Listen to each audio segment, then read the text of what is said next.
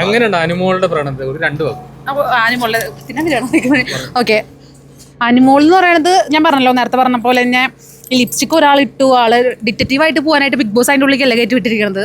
ആളുടെ സ്റ്റാൻഡിൽ നിന്ന് കളിക്കണം, മറ്റുള്ളവർക്ക് എന്താണ് ലിപ്സ്റ്റിക് കിട്ടുക. അവള് ജിസൈലിന് മാത്രം എയിം ചെയ്തിട്ടാണ് ആൾ പോയിട്ടുണ്ടായിരുന്നത്. കുറച്ച് നാൾ, ഒരു 2 ആഴ്ച ജിസൈൽ മാത്രമായിരുന്നു ആൾക്ക് കണ്ടന്റ്. ഇപ്പൊ ഒറ്റയ്ക്കിട്ടുള്ള കണ്ടന്റ് കളിക്കുന്നുണ്ട്. ഇനി അടുത്ത ആഴ്ച എന്ത് കണ്ടന്റാണ് കളിക്കുന്നത് നമുക്കറിയില്ല. അതല്ല, ലാലേട്ടൻ കഴിഞ്ഞ ഇതിൽ വന്നിട്ട് ഭയങ്കരമായിട്ട് ഫയർ ചെയ്തിട്ടും അവൾ അതിൽ പിടിച്ചു നിൽക്കുകയാണ്. അതെ, പറഞ്ഞതാണ് ഞാൻ ഉണ്ടെന്ന് പറഞ്ഞിട്ടാണ് പിടിച്ചത്. ഞാൻ പറഞ്ഞല്ലോ അതിൻ്റെ ഉള്ളിൽ എന്താ നടന്നിരിക്കുന്നത് നമുക്കറിയില്ല. ലാലേട്ടൻ പറയുന്നത് അത് കണ്ടിട്ടില്ല എന്നുള്ളതാണ്. അപ്പോൾ ലാലേട്ടൻ നമുക്ക് വിശ്വസിക്കാൻ പറ്റുള്ളൂ. പക്ഷെ അനുമോള് പറയുന്നത് കണ്ടിട്ടുണ്ട്. പക്ഷെ മറ്റുള്ള ആരും മത്സരാർത്ഥികളൊന്നും ആരും കണ്ടിട്ടില്ല ഇതിൽ എന്താണ്. സ്പോർട്സ് ആണെങ്കിലും എല്ലാ ആംഗിലും ചിലപ്പോൾ ഒരു ആംഗിൾ കിട്ടുന്നില്ല. ഔട്ട് ആവുന്നൊക്കെ മനസ്സിലായില്ല. സ്പോർട്സ് ഗെയിമൊക്കെ അതിലിപ്പോ ഒരു ഔട്ട് ആവുന്നൊക്കെ ഒരു ആംഗിൾ കിട്ടിയില്ല എന്ന് പറയാം. അതുപോലെ ഈ ക്യാമറയിൽ എല്ലാം കിട്ടിയാലേ ലാലേട്ടൻ കാണാൻ പറ്റുള്ളൂ. അതെ, പുള്ളിക്കാരി കണ്ടുമില്ലോ എന്ന് പുള്ളിക്കാരി കണ്ടു എന്ന് ഉറപ്പിച്ച് പറയുമ്പോൾ നമുക്കത് ക്യാമറ വിഷ്വലിന് മാത്രം.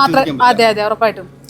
ക്യാമറ വിഷ്വല് ബിഗ് ബോസ് പുറത്തിടുന്നൊന്നുമില്ല, അങ്ങനെയൊന്നുമില്ല. ബിഗ് ബോസ് എല്ലാം ഉണ്ടെങ്കിൽ പുറത്ത് വിടാറുണ്ട്. അല്ല, ഇവർക്ക് വേണ്ടിയിട്ട് ഈ സൺഡേ സാറ്റർഡേയിൽ ഇത് ഇങ്ങനെ പറയും വിഷയം ഇട്ടിട്ടും എന്താണ് ബിഗ് ബോസ് എന്താണ് ഇങ്ങനെ രീതിയിൽ നടന്നിട്ടില്ല എന്ന് തെളിയിക്കാൻ വേണ്ടിയിട്ട് ആ വിഷ്വൽ അവർക്ക് കാണിച്ചു കൊടുത്തില്ല.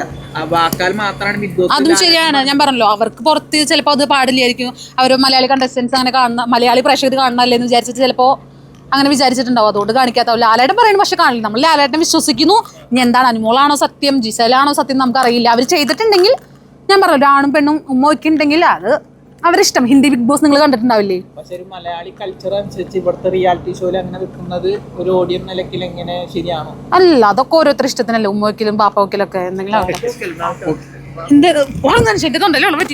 കിട്ടിയില്ലേ? ലാസ്റ്റ് ഒരു ചോദ്യം കൂടി, ആരടിക്കും കപ്പ്? അതൊന്നും പറയാം.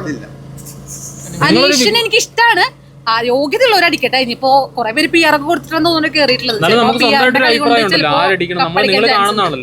എന്താണ് നിങ്ങളുടെ സ്വന്തം അഭിപ്രായത്തിൽ?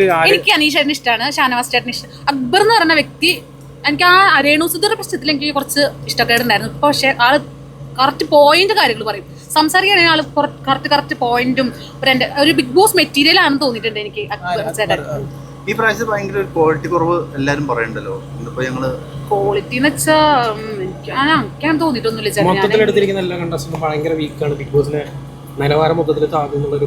നമ്മുടെ കഴിഞ്ഞ സീസണിൽ നല്ല ആൾക്കാരായിട്ട് കുഴപ്പമില്ലായിരുന്നു. കഴിഞ്ഞ സീസണിൽ വൈൽഡ് കാർഡൊക്കെ മോശമായിരുന്നു ചിലതൊക്കെ. ആണല്ലേ? ഞാൻ പറഞ്ഞില്ലേ, ചലോ അത് നിന്റെ ബൈക്ക് തന്നെ, നിന്റെ ബൈക്ക് തന്നെ, എനിക്ക് മാത്രമായിട്ട് ഒരു കണ്ടന്റ് തരാം. രേണുസുതി വാക്കൗട്ട് ചെയ്തിട്ടുണ്ടായിരുന്നു. കുറെ ആളുകൾ പറയുന്നത് ഇപ്പൊ കുറെ ആളുകൾ ഇപ്പൊ അത്യാവശ്യം വോട്ടുള്ള ആളുടെ രേണുസുതി നല്ലൊരു അവസരം കിട്ടിയിട്ട് കൊണ്ട് കളഞ്ഞു. ശരിയാണ്.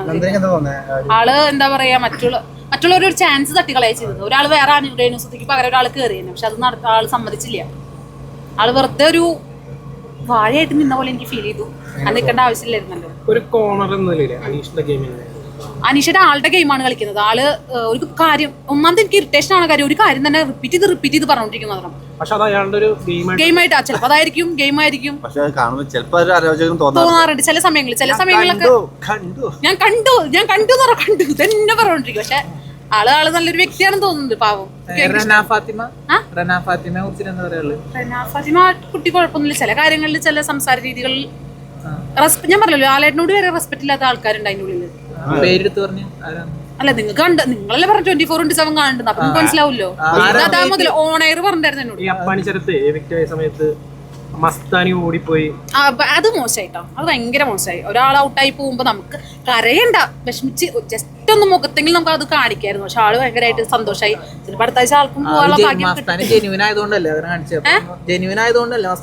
ഞാൻ മോനെ എല്ലാവരും അതിൻ്റെ ഉള്ള ഓരോന്ന് അച്ഛനമ്മേനൊക്കെ വിളിക്കുന്നുണ്ട്. ഇപ്പൊ അക്ബർ മറ്റേ അപ്പാനി ശരത്ത് മാത്രമൊന്നുമല്ലല്ലോ, മറ്റുള്ളവരും വിളിച്ചിരുന്നല്ലോ.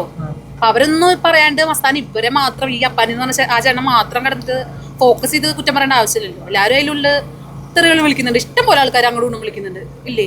പക്ഷെ മസ്താനിക്കെതിരെ ഭയങ്കര ക്രൂരമായിട്ടുള്ള, പെട്ടെന്ന് പ്രൊവോക്ക് ആവുന്ന രീതിയിലുള്ള തെറിയാണ് വിളിച്ചത്. പ്രൊവോക്ക് ആവുന്ന രീതിയിൽ കുറെ കാര്യങ്ങൾ പറഞ്ഞിട്ടുണ്ടായിരുന്നു. മറ്റുള്ളവരെ പറയുമ്പോ കുഴപ്പമില്ല, സ്വന്തമായിട്ട് കേൾക്കുമ്പോ കുറച്ച് വിഷമമുണ്ട് അല്ലേ? മസ്താനിയുടെ ആരാണെന്ന് തോന്നുന്നു. മസ്താനിയുടെ